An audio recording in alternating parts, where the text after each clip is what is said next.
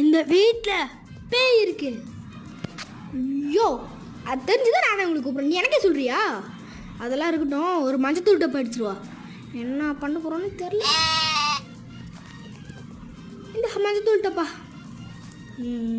அப்படியே ஒரு கண்ணாடி டப்பை எடுத்துருவா. ஐயோ, இதெல்லாம் நீ முன்னே சொல்லி தர மாட்டியா? அப்போ ஒன்றா சொல்லிட்டு இந்த ஹெத்தாகுது. ஆனால் வீட்டை விட்டு வெளியே போங்க. இதை வேற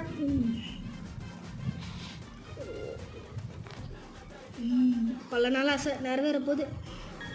பண்ணலாம் முன்கிட்ட போகிறேன். நடக்க போகுது.